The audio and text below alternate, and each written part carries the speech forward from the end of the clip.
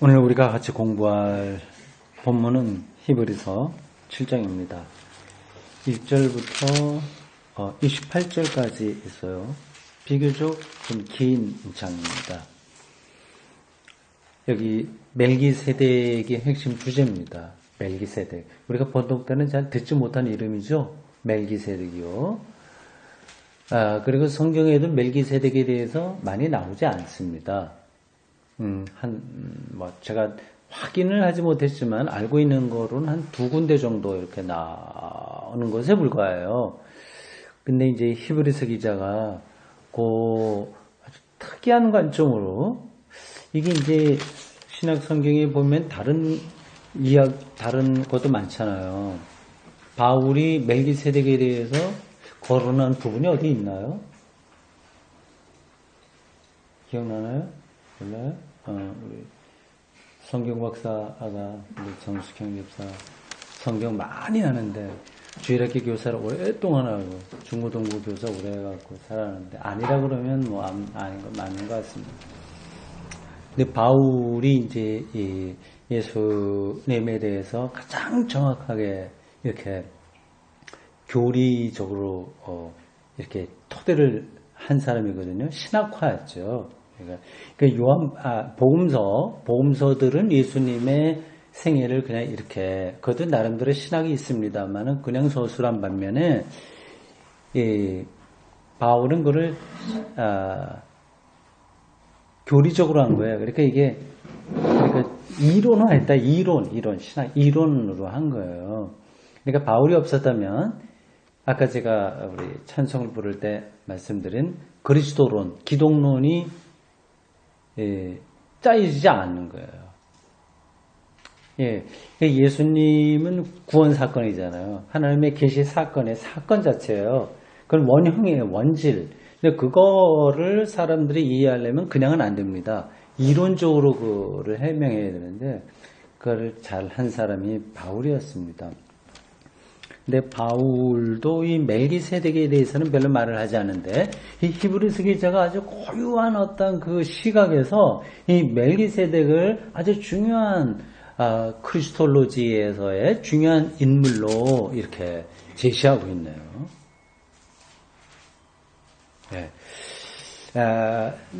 근데 왜 그런지 뭐 우리가 조금 지나와서 좀 알 겁니다. 앞에도 한두 번 나왔습니다만은 결국은 예수님이 참된 대제사장이다. 그걸 말하려고 하는 거죠. 그래서 이제 멜기세덱을 끌어들이는데 왜 굳이 또 멜기세덱이냐 다르기도 할 수 있는데 그 이유가 오늘 이 7장에 나옵니다.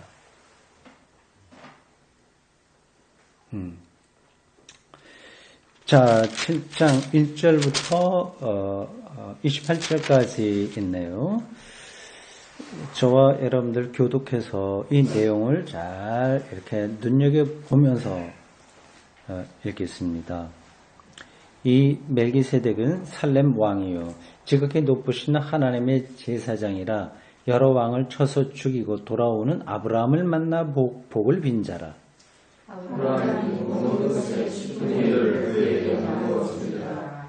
그 이름을 해석하면 본전의 의의 왕이요 그 다음 살렘 왕이니 곧 평강의 왕이요 아버지도 없고 어머니도 없고 족보도 없고 시작한 날도 없고 생명의 끝도 없어 하나님의 아들과 닮아서 항상 제사장으로 있느니라.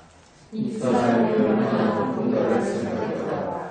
조상 아브라함도 노량물 중 10분의 1을 그에게 줬습니다. 레위의 아들들 가운데 제사장의 직분을 받은 자들은 율법을 따라 아브라함의 허리에서 난 자라도 자기 형제인 백성에게서 10분의 1을 취하라는 명령을 받았으나 레위 족보에 들지 아니한 멜기세덱은 아브라함에게서 10분의 1을 취하고 약속을 받은 그를 위하여 복을 드렸나니 논란의 여지 없이 낮은 자가 높은 자에게서 축복을 받느니라. 또 여기는 죽은 자들이 10분의 1을 받으나 저기는 산다고 증거를 받은 자가 받았느니라. 또한 10분의 1을 받는 레위도 아브라함으로 말미암아 10분의 1을 바쳤다고 할 수 있나니 이는 멜기세덱이 아브라함을 만날 때에 레위는 이미 자기 조상의 허리에 있었습니다. 레위 계통의 제사 직분으로 말미암아 온전함을 얻을 수 있었으면 백성이 그 아래에서 율법을 받았으니 어찌하여 아론의 반차를 따르지 않고 멜기세덱의 반차를 따르는 다른 한 제사장을 세울 필요가 있느냐. 제사 기쁨이 바꾸어졌은즉 율법과 반드시 바꾸어지니 이것은 한 사람도 제단 일을 받들지 않는 다른 지파에 속한 자를 가리켜 말한 것이라. 우리 주께서는 유다로부터 나신 것이 분명하도다. 이 지파에는 모세가 제사장들에 관하여 말한 것이 하나도 없고 멜기세덱과 같은 별다른 한 제사장이 일어난 것을 보니 더욱 분명하도다.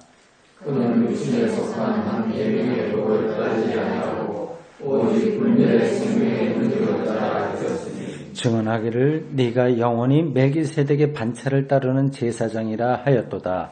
그는 예명은 미련하고 불의하고 패하고 율법은 아무것도 온전하게 못할지라 이에 더 좋은 소망이 생기니 이것으로 우리가 하나님께 가까이 가느니라. 또 우리 주께서 제사장이 되신 것은 맹세 없이 된 것이 아니니 그들은 맹세 없이 제사장이 되었으되 오직 예수는 자기에게 말씀하신 이로 말미암아 맹세로 되신 것이라. 주께서 맹세하시고 뉘우치지 아니하시리니 네가 영원히 제사장이라 하셨도다. 이와 같이 예수는 더 좋은 언약의 보증이 되셨느니라. 제사장 된 그들의 수요가 많은 것은 죽음으로 말미암아 항상 잊지 못함이로되 예수는 영원히 계시므로 그 제사장 기쁨도 갈리지 아니하느니라. 그러므로 자기를 힘입어 하나님께 나아가는 자들을 온전히 구원하실 수 있으니 이는 그가 항상 살아계셔서 그들을 위하여 간구하심이라. 이러한 제사장은 우리에게 합당하니 거룩하고 악이 없고 무덤이 없고 죄인에게서 떠나 계시고 하늘보다 높이 계십니다. 그는 저 대제사장들이 먼저 자기 죄를 위하고 다음에 백성의 죄를 위하여 날마다 제사 드리는 것과 같이 할 필요가 없으니 이는 그가 단번에 자기를 드려 이루셨습니다. 율법은 약점을 가진 사람들을 제사장으로 세웠거니와 율법 위에 하신 맹세의 말씀은 영원히 온전하게 되신 아들을 세우셨느니라. 아멘. 어떻습니까? 우리가 한번 읽었는데요. 전체적인 내용이 들어오나요? 그렇지 않을 겁니다. 만약에 이렇게 한 번 읽고 이거를 딱 파악했으면 정말 그는 위대한 학자입니다. 벌써 성서학, 신학학 박사, 뭐라고 할 수 있겠어요. 여기에 많은 단어들이 나와요. 우리 익숙하지 않은 단어도 구약에 있는 여러 가지 이야기들 나오고요. 그리고 또 어떤 관용어, 우리가 잘 쓰지 않는 관용어가 또 나오기도 하고요. 굉장히 지금 복잡하게 여기 이야기가 전개되고 있습니다. 근데 전체적인 줄거리를 말씀드리면 다음과 같습니다. 이스라엘의 제사장 계급은 12지파 중에서 레위 지파에서 나옵니다. 레위.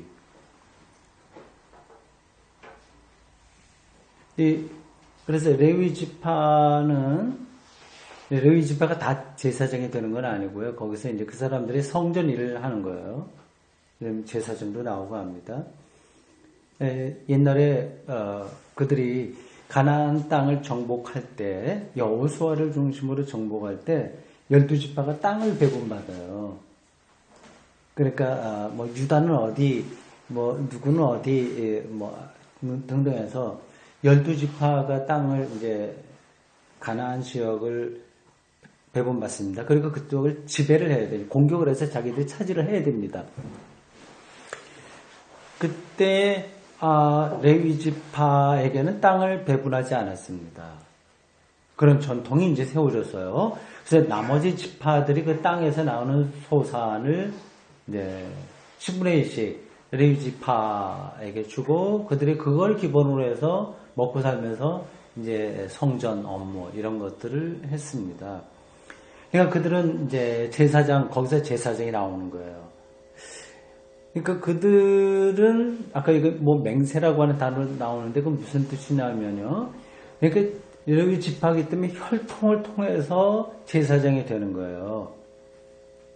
그럼 충분합니다.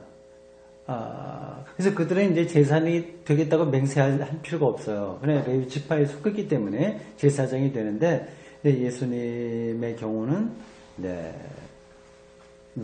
하나님이 맹세해서 하나님이 이루신 일이다. 이게 더 확실하다 얘기를 하고 있습니다. 여기서 이제 멜기세덱이 왜 등장하냐면,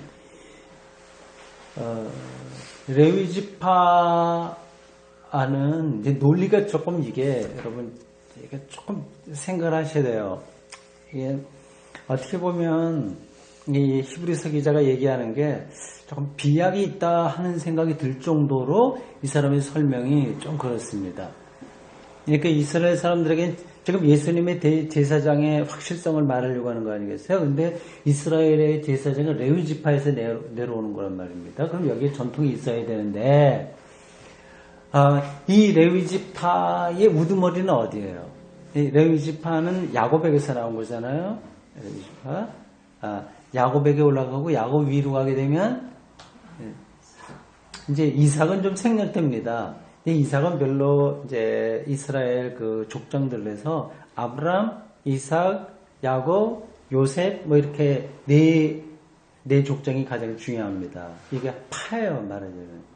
조금 더 신학적으로 정확하게 말씀드리면 사실은 아브라함이 뭐 할아버지, 아들, 손자, 뭐 증손자 이렇게 내려가는 건 아닙니다. 원래는 그냥 그러한 아브라함 이야기, 이삭 이야기, 야곱 이야기, 그 12지파 이야기들이 따로따로 다 이스라엘 역사에 쭉 내려왔어요.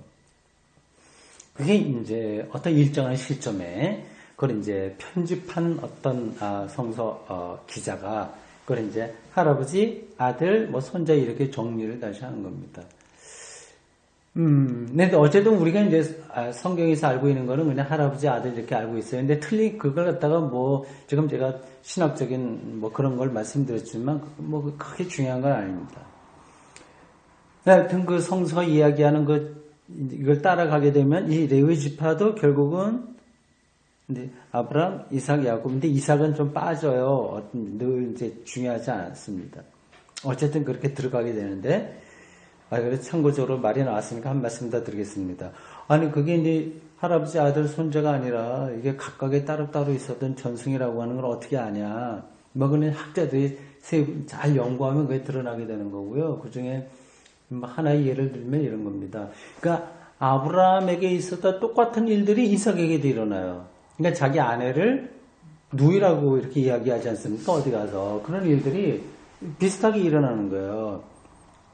그러니까 이거는 다 따로따로 있었던 이야기들이 이제 그 사람하고 붙어서 쭉 전해져 내려오다가 보통 우리도 이제 구전된다고 하지 않습니까? 구빈문학이라고 해서 민요 이런 것들은 다 옛날에 우리는 입으로 전해서 내려온 거예요. 이스라엘에도 성경이 있기 전에는 다 구전이었습니다. 그러니까 이 레위, 제사장 계급의 레위가 결국은 거슬러 올라가면 누구에게 가요? 아브라함에게 가는 겁니다. 여기 보면은, 그 10절에 보면은 이런 얘기 나와요. 10절 후반절에 보면, 레위는 이미 자기 조상의 허리에 있었습니다. 그러니까 아브라함의 허리라고 하는 거는, 이렇게 생산 능력, 남녀 관계에서 하는 그러니까 이 배 안에 이미 그 씨앗이 들어있다는 그런 뜻으로 사용을 한 겁니다. 그 레위 지파의 조상인 아브라함이 이미 멜기세덱에게 11조를 10분의 1, 자기 노량물이죠. 사실은 전쟁에서 얻은 노량물. 이게 깨끗한 돈이나 뭐 그런 건 아닙니다. 근데 자기 조카 롯을 구출하기 위해서 갔다가 구출만 해온 게 아니라 완전히 그 상대방을 이제 아주 초전박살 이렇게 내버리고 그래서 많은 물건을 빼앗아 온 거예요. 그 중에 이제 10분의 1을 이제 이 멜기세덱에게 주고 멜기세덱은 아브라함을 축복했다 하는 거예요. 그러니까 레위 지파의 제사장의 그 근원으로 올라가게 되면 아브라함인데 그 아브라함이 10분의 1을 바쳤고 아브라함에게 축복한 그 사람이 멜기세덱이다. 그러니까 멜기세덱은 제사장으로 나오고 있어요. 구약에 보면. 근데 이 멜기세덱이 그 이스라엘 종교의 제사장인지 아닌지는 사실은 정확하게 알 수가 없습니다. 일단 그 부분을 좀 잠깐 볼까요? 창세기 14장 멜기세덱에 대한 창세기 이야기 14장 17절에서 20절입니다.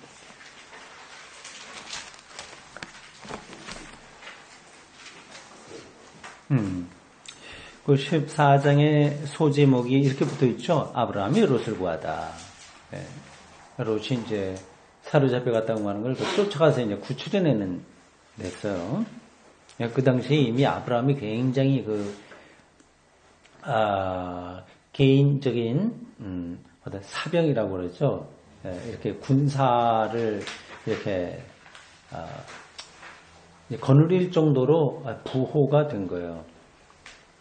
그래서 전쟁을 해서 이제 다 이겼고요. 그 다음에 이제 17절부터 보면 이렇습니다. 아브라함이 되기 전에 이름이 아브라함이었어요. 그러니까 아브라함이나 똑같은 사람입니다.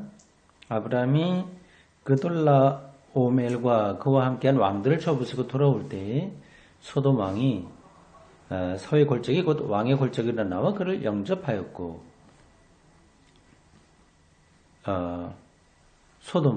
여기 소돔 왕이면 소돔과 고모라 이게 별로 이제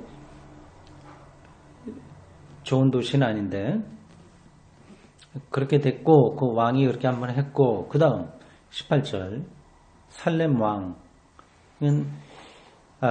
샬롬이라는 뜻이 같이 있는 겁니다. 평화 뭐 이런 거죠. 그 예루살렘을 가리킵니다. 예루살렘이에요.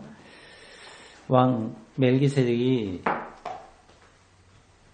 예루살렘 왕 멜기세덱이 예루살렘은 아주 천연 요새였어요. 그는 오랫동안 이스라엘 사람들이 정복하지 못한 땅입니다. 여호수아를 통해서 들어갔지만 성공하지 못했고요. 다윗 시대에 이르러서 겨우 예루살렘을 정복했습니다. 살렘 왕 멜기세덱이 떡과 포도주를 가지고 나왔으니 그는 지극히 높으신 하나님의 제사장이었더라. 이때 이미 이스라엘 여호와 하나님을 섬기는 제사장이라고 하기에는 명확하지는 않습니다. 그러나 약간 그런 쪽으로 온 사람으로 이해할 수 있어요. 제사장 계급이 생긴 거는 훨씬 후니까요.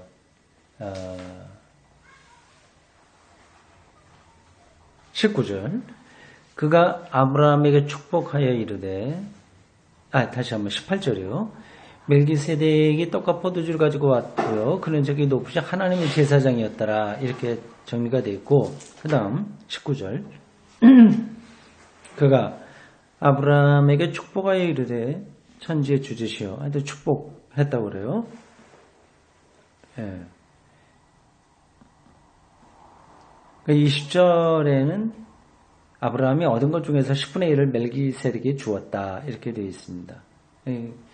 이러한 거를 근거로 해서 히브리서 기자는 유대인들의 그 제사장 지파인 레위보다도 이 멜기세덱의 전통이 더 우월하다. 이제 그걸 이제 강조하는 거죠. 바로 그 멜기세덱의 반차 나왔잖아요. 멜기세덱의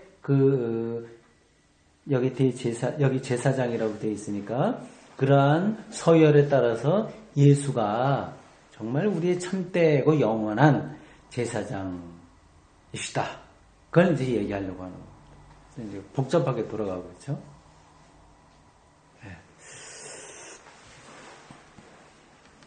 내용을 좀 천천히 더 살펴보도록 하겠습니다. 1절에서 3절 여기에는 멜기세덱에 대한 성서적 근거입니다. 우리가 지금 바로 본 거예요. 창세기 14장 17절에서 20절 사이에 나옵니다. 예, 여기서 뭐 우리가 내용을 다 금방 바로 설명한 거예요. 근데 재미있는 거는 3절에 히브리서 7장 3절에 보면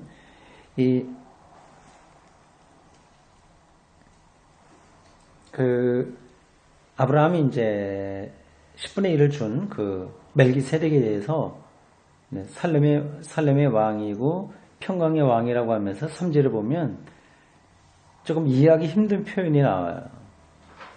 아버지도 없고 어머니도 없고 족보도 없고 시작한 날도 없고 생명의 끝도 없어. 이렇게 표현되어 있어요. 근데 이게 멜기세덱에 대한 표현입니다. 하나님의 아들과 닮아서 항상 제사장으로 있느니라.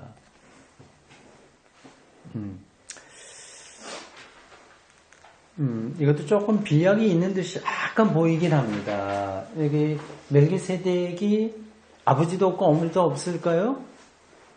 성서가 말을 하지 않았을 뿐이지 아버지 없고 어머니 없는 사람은 없잖아요. 그런데도 불구하고 히브리서 기자가 이렇게 표현하고 있어요. 이유가 있겠죠? 왜 그럴까요?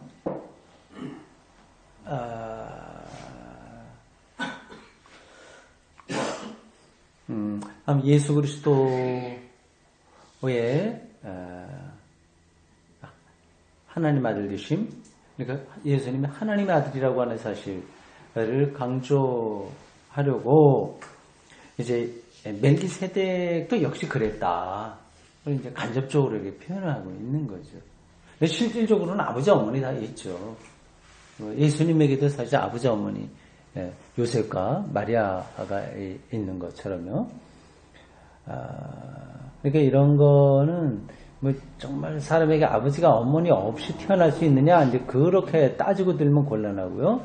하나님의 아들이라고 하는 사실을 그렇게 표현하는 겁니다. 이 멜기세덱의 이야기 중에서 11조가 연관돼서 나옵니다. 4절에서 10절까지예요.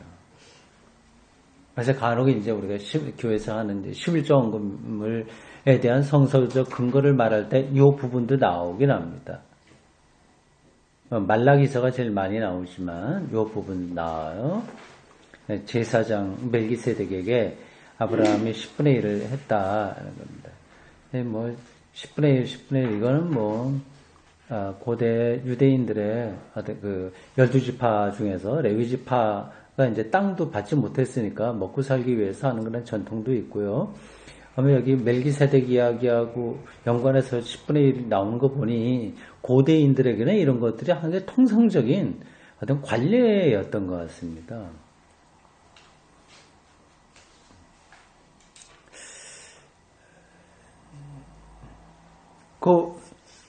우리 공부 요약안, 그 두 번째 해당하는 거 잠깐 보십시오. 히브리서 기자는 멜기세덱의 이스라엘 멜기세덱의가 아니라 멜기세덱이에요. 히브리서 기자는 멜기세덱이 이스라엘의 전통적인 제사장들보다 훨씬 우월하다고 하는 사실을 11조에 근거해서 설명한다. 레위 지파들도 주변의 다른 지파들로부터 10분의 1을 받아요, 안 받아요? 받죠. 그러나 레위 지파의 조상인 아브라함이 멜기세덱에게 10분의 1을 바친 걸 보면 이미 레위 지파의 씨앗이라고 할까? 그게 이미 아브라함에게 있는 거니까 멜기세덱이 훨씬 우월하다. 그런 논리입니다. 강의한 좀 보십시오. 레위 지파는 아브라함의 손자인 야곱의 12아들을 기원한다.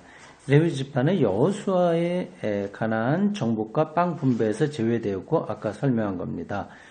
다른 지파로부터 10분의 1을 받아서 살게 되었다. 레위 지파의 조상인 아브라함이 멜기세덱에게 10분의 1을 주었다는 역사적 사실에서 멜기세덱이 이스라엘의 제사장 지파인 레위보다 우월하다. 그렇게 이제 히브리서 기자가 설명을 하는 겁니다. 아주 그 히브리서 기자의 독특한 시각이에요. 신학적인 시각이에요. 아브라함, 아까 말씀드린 바울 같은 사람들은 뭐 이런 것 별로 잘 얘기하지 않습니다. 안 하고, 바울이 주로 로마서에서 인용하는 구약 인물은 아브라함이에요.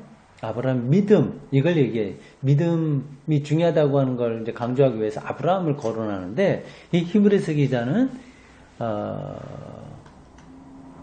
아브라함의 믿음이 아니라, 11조를 준 것에 의해서 멜기세덱을 더 우위에 놓고 해석하고 있습니다.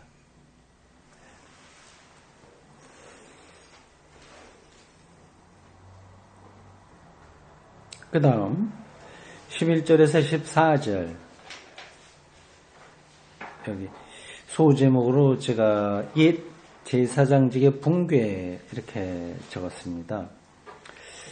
그러니까 지금 히브리서 기자는 이 두 개를 이렇게 대비시키고 있어요. 제사장직분. 그러니까 예수님이 참된 제사장이라고 하는 것을 강조하기 위해서 이스라엘 사람들이 중요하게 생각하고 있는 이 레위 지파의 제사장 계급하고, 그리고 이제 히브리서 기자가, 시편에 있는, 시편 110편 4절에 근거해서, 멜기세덱을 거기에 대립하는 그러한 제사장 계급으로 제시하고 있습니다. 이 히브리서 기자의 입장에 따르면, 이 레위 지파의 제사장 계급은 조금 부족한 거죠. 조금이 아니라 이거는 한계가 있는 거죠. 이미 멜기세덱에 비해서는 비교가 될 수 없을 정도로 한계가 있는 그런 사람으로 평가가 됩니다. 그래서 이제 11절에서 14절 사이에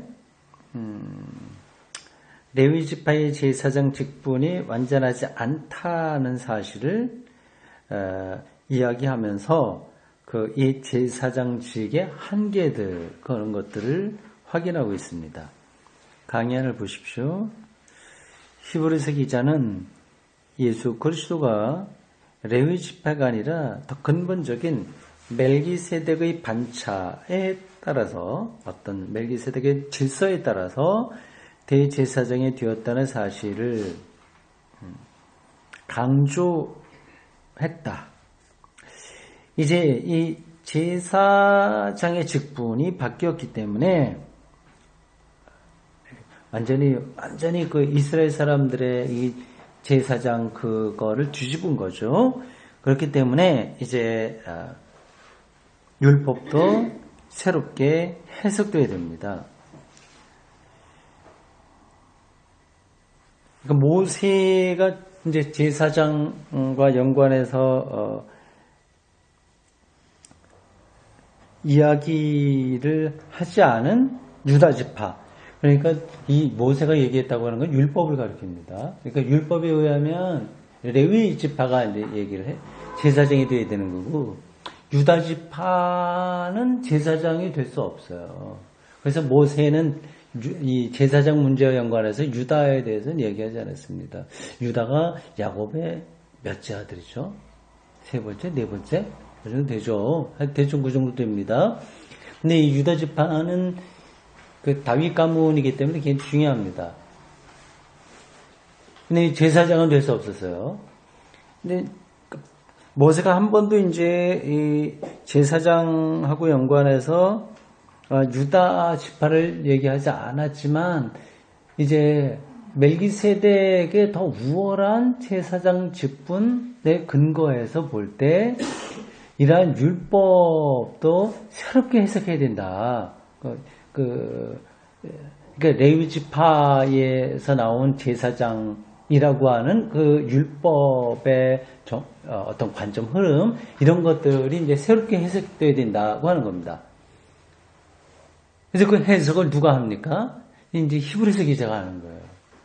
그러니까 레위 지파가 아니라 어느 지파가 돼야 돼요? 유다 지파가 돼야 된다는 거죠.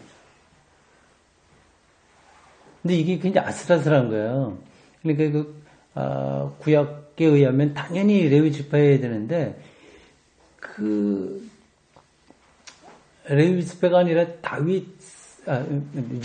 유다 지파에서 제사장, 참된 제사장이 나와야 되는데, 그분이 바로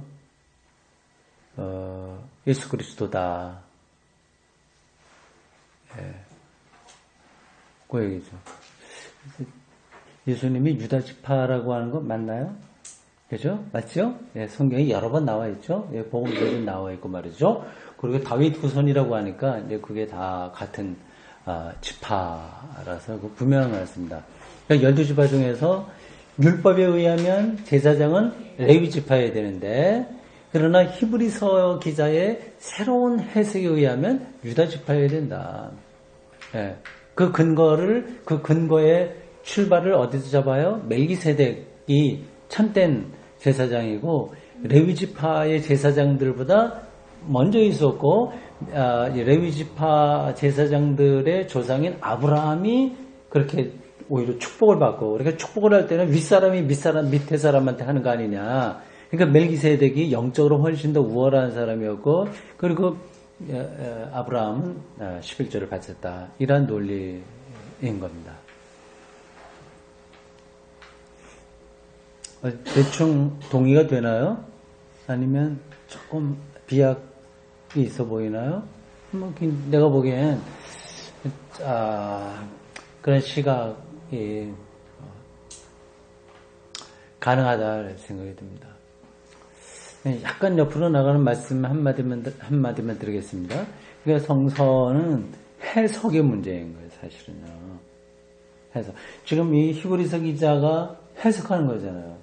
구약에는 레위지파, 모세율법, 멜기세덱, 아브라함 이러한 사건들을 해석하는 거예요. 근데 이 사람의 독특한 해석이었어요.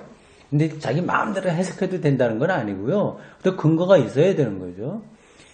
그러니까 하나님의 말씀을 바르게 해석할 수 있는 그런 그런 것들 좀 필요하죠. 그 다음 15절에서 19절입니다. 15절에서 19절 율법의 한계예요.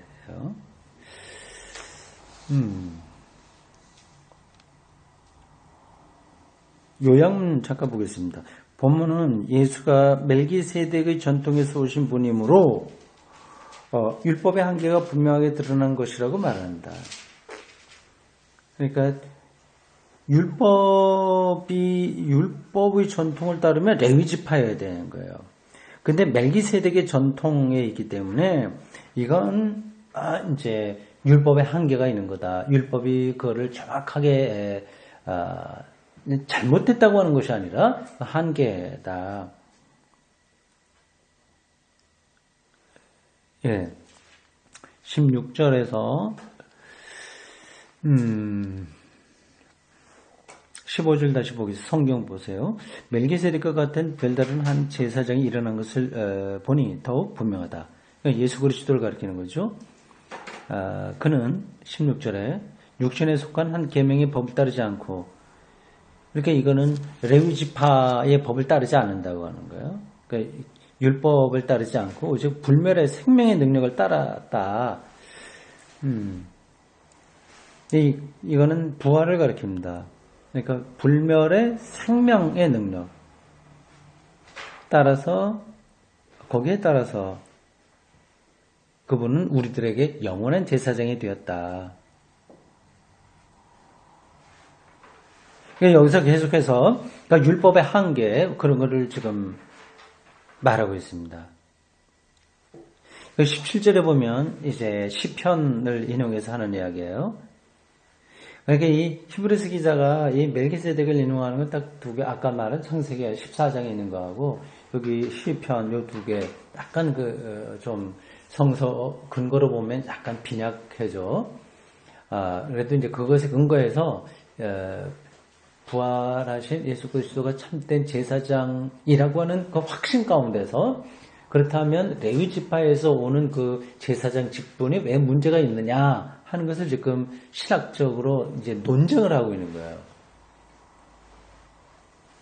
그 인용한 시편 110편 4절을 잠깐 확인을 해 드릴게요. 됐습니다. 시편 110편 제가 여기 그냥 여러분 들어보시기 바랍니다. 간단한 구절이에요.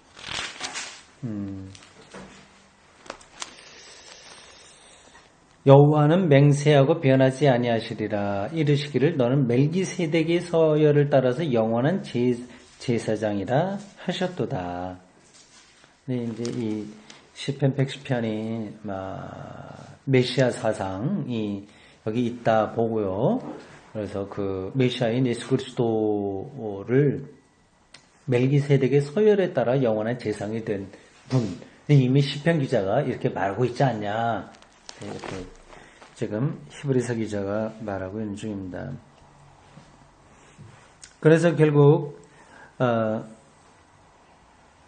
18절에 보면 전에 있던 계명은 연약하고 무익함으로 폐하였다. 계명은 물론 율법이고요.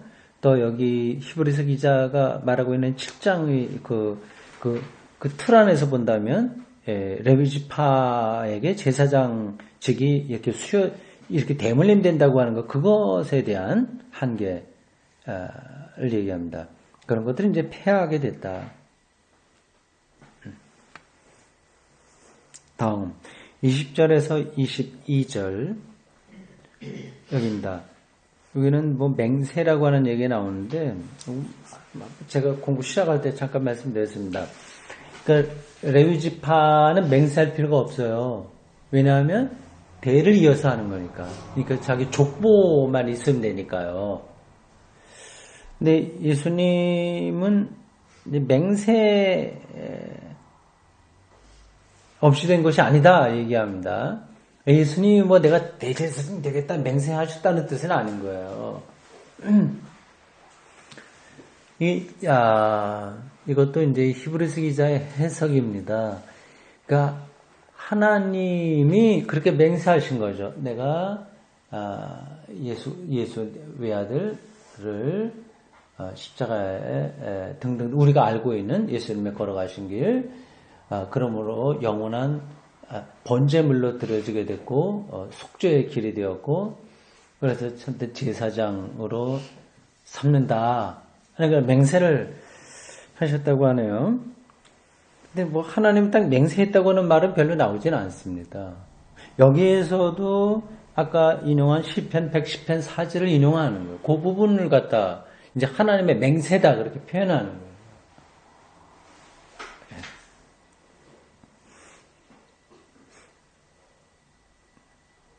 그래서 결국은 22절에 보면 이렇습니다. 이와 같이 예수는 더 좋은 언약의 보증이 되셨느니라. 정말 참된 언약의 보증이 되셨다. 얘기하고 있습니다. 자, 이제 마지막으로 23절에서 28절까지입니다. 여기 소제목은 하늘 대제사장직의 영원성과 완전성입니다. 히브리서에서 7장이 어떻게 보면 제일 중요합니다. 핵심이에요. 예수님의 대제사장직의 영원성과 완전성을 레위 지파보다 더 우월한 아브라함이 축복을 받고 10분의 1을 바치었던 그 시편 110편 4절에서 언급된 그 멜기세덱의 반차에 의한 그리고 또 하나님의 맹세에 의한 분이 바로 예수 그리스도이기 때문에 이러한 것들이 옳다 지금 말하고 있는 거죠.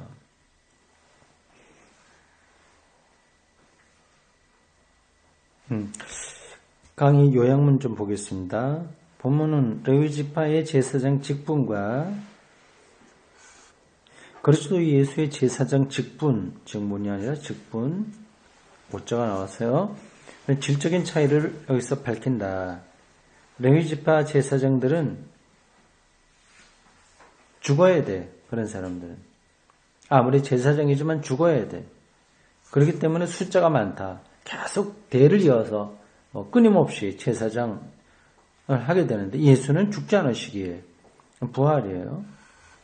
않으시기에 그 제사장 직분은 누구에게 대를 잇는 것이 아니라 오직 유일한 제사장 한 번으로 완성된 그러한 제사장이다. 이 지금 대제사장, 제사장 할 때 그게 어떤 의미인지는 아시는 거죠? 예수님이 뭐 이렇게 제사장 가운 입고 이 성전에서 제사장 역할을 했다고 그런 것이 아닙니다. 뭐죠? 우리의 죄를 속죄하는 그러한 일을 하셨다. 그런 뜻에서 지금 제사장이라고 하는 말을 표현하는 겁니다. 근데 그것의 이제 핵심 부활인 거죠. 그러니까 예수님이 십자가에 자기 몸을 던지셨고 부활을 통해서 영원한 생명의 세계에 하셨기 때문에 그 누구도 그 역할을 대신할 수 있는 건 아닌 거예요. 레위 지파의 제사장들은 계속 역할이 이렇게 이어질 수밖에 없었어요. 예수님은 그렇지 않은 분, 결정적인 그 예수님의 제사장으로서의 그 역할이 그 부활에 있다고 볼 수 있습니다. 그 차이를 지금 이야기하고 있습니다. 레위 제사장들은 죄인들이기에 스스로의 사람들의 죄를 위해서 날마다 반복적으로 제사를 드려야 돼요. 이 지금 두 양쪽을 비교하고 있는 겁니다. 근데 반복해야 돼요.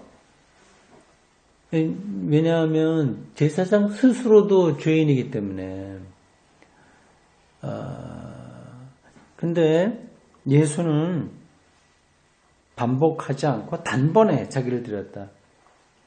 유일성이라고 합니다. 예수 그리스도의 속죄와 구원과 생명 부활 사건의 유일성인 거죠. 근데 그런 점에서는 이 히브리서 기자가 이제 뭐 바울이나 뭐 다른 편지들과 조금 특이하게 접근을 하고 있음에도 불구하고 초기 기독교 신앙의 중심에 딱 써 있는 거 분명합니다. 예. 단번에 들으심, 단번에 구원을 이루심, 이런 것이 바탕에 깔려 있는 거예요. 그런 것들이 뭐 중요하냐, 이제 그게 여러분 혹시 그렇게 생각할 수 있습니다. 단번이 뭐 어떻고 반복이 뭐 어떠냐. 이게 이제 굉장히 중요한 겁니다. 만약에 반복해야 된다면 오늘날은 그리스도가 또 나와야 되는 거예요. 그래서 뭐 약간 자유주의적인 약간 그런 분들은 그리고 조금 더 훨씬 해방신학적인 입장에 있는 분들은 모택동 이런 사람들이 오늘의 그리스도다 그렇게 얘기할 수 있습니다. 인간 해방을 했으니까. 그리고 또 뭐 민중이 그리스도다 이렇게 민중 그리스도론 이렇게 이야기도 합니다. 근데 이게 단 한 번에 자기를 제물로 드렸다고 하는 이 초기 기독교에서부터 내려오는 그래서 성서 신학 성서에 곳곳에 이렇게 배어 있는 이러한 구원의 유일성에 근거하면 이렇게 십자가의 들으심과 부활이라고 하는 그 유일성에 근거하면 그리스도가 다시 오는 것 이제 반복되는 건 아닌 거예요. 이미 그건 끝난 문제인 거예요. 여기서부터 뭐 더 이야기할 것도 많이 있습니다. 근데 그건 오늘은 접어두고요. 그러니까 레위 제사장들은 자꾸만 그걸 반복하지만 제사를 예수 그리스도에 의해서 우리는 한 번으로 끝난 겁니다. 그런 점에서 이제 우리가 드리는 예배는 제사하고는 좀 다른 거예요. 그걸 다시 반복하는 건 아닌 거예요. 이미 그건 끝났습니다. 죄 용서받는 이 사건은 더 이상 똑같이 우리가 반복할 필요 없이 예수 그리스도에 의해서 이제 끝나고 된 거고, 그래도 이제 우리가 여전히 죄에 휩싸여 있다고 하는 그 딜레마 속에 있긴 있으나, 그건 우리가 극복해야 될 문제이고, 일단 그거는 유일적으로 다 이룬 것으로 우리가 생각을 해야 됩니다.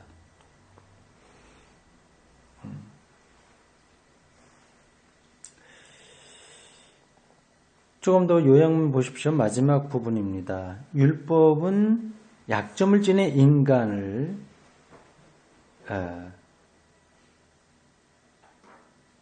인간을 제사장으로 세웠지만 율법 후에 하나님의 말씀은 본문에 나오는 이야기예요. 영원히 온전하게 되신 아들, 부활의 예수를 제사장으로 세웠다. 그렇게 지금 정리가 됐습니다. 28절만 읽어보겠습니다. 다음과 같습니다.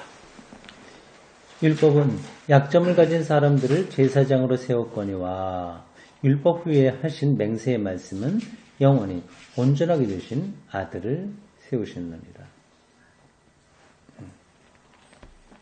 어떻습니까? 지금 히브리서 기자가 쭉 끌고 가는 어떤 방향은 이해하시겠죠? 네, 그 구도도 정확하게 나와 있는 거죠. 그 안으로 우리가 얼마나 깊이 들어가냐 하는 것은 또 두 번째 문제입니다. 일단 이 히브리서 기자가 말을 요구하는 그 기본 어떤 신앙과 신학의 기본 구도, 이건 우리가 알아야 됩니다. 핵심은 예수 그리스도야말로 참된 제사장이다. 그리고 우리를 위해서 단번에 이루셨다. 그래서 반복될 필요 없는 예수 그리스도의 구원의 의례성입니다. 근데 왜 이걸 자꾸 그 구약에 나와 있는 멜기세덱 레위 지파하고 연결해서 자꾸만 이렇게 반복해서 말하냐? 왜 그러겠어요? 근데 그런 걸 주장하는 사람들이 있기 때문에 그것에 대한 하나의 반론인 겁니다. 그 레위 지파의 제사장, 율법, 토라 이런 것들을 여전히 거기에 대해서 관심이 있는 기독교인들이 그 당시에 있었겠어요? 없었겠어요? 당연히 있는 거죠. 근데 거기서부터 이제 유대교의 어떤 전통으로부터 빠져나오기가 쉬웠겠어요? 쉽지 않았겠어요? 쉽지 않습니다. 그냥 굉장히 투쟁을 한 거예요. 그래서 상당히 많은 사람들 그냥 거기 남아있는 거고, 적당하게 양다리 걸쳐 있었고요. 근데 바울 같은 사람들은 완전히 빠져나오고, 이제 신약성서에 기록된 이런 사람들은 다 그 공동체의 전통으로부터 그걸 이제 부정하고 그걸 이제 까부시는 건 아닌데 왜 다르냐? 예수 그리스도 사건이 기본적으로 구약이 말하고 있는 바로 그분인데 유대 전통 이걸 잘못 해석하고 있고 예수 그리스도야말로 율법을 넘어서는 율법을 부정하지는 않되 율법을 더 근원적으로 넘어서는 복음의 사건이다. 그거죠.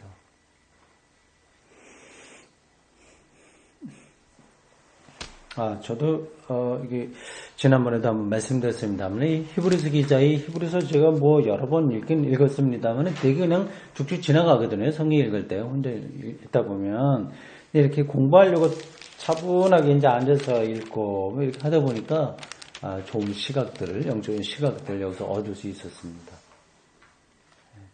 네, 그런 것들이 우리들에게 차곡차곡 쌓이면 어느 때가 가서는 기독교 영성의 큰 틀 이런 것들 안으로 내가 들어가 있구나 하는 걸 느끼게 될 겁니다. 단숨에 되는 건 아닙니다. 꾸준하게 이런 공부에 참여하는 게 이런 점에서 중요합니다. 기도하겠습니다. 주님, 오늘 저희들 히브리서 7장을 함께 읽고 공부했습니다. 고맙습니다. 우리가 이렇게 이런저런 일들로 쫓기는 가운데서도 시간을 내어 함께 읽고 공부하게 하신 것 하나님의 은총인 줄 믿고 감사드립니다. 특별히 이런 사순절 기간에 예수 그리스도의 그 구원 사건, 그의 참된 대제사장 되심, 그것을 초기 기독교회가 처한 독특한 그 상황에서 잘 풀어서 설명한 이 히브리서 기자의 오늘 말씀을 듣게 하시니 감사드립니다.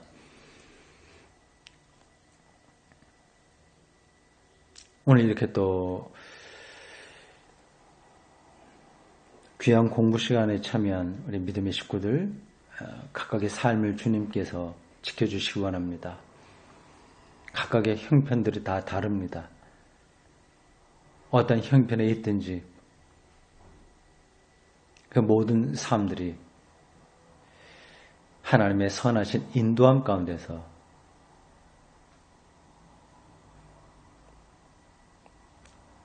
우리의 신앙과 우리의 삶의 토양들이 되도록, 그리고 토대가 되도록 인도해 주십시오.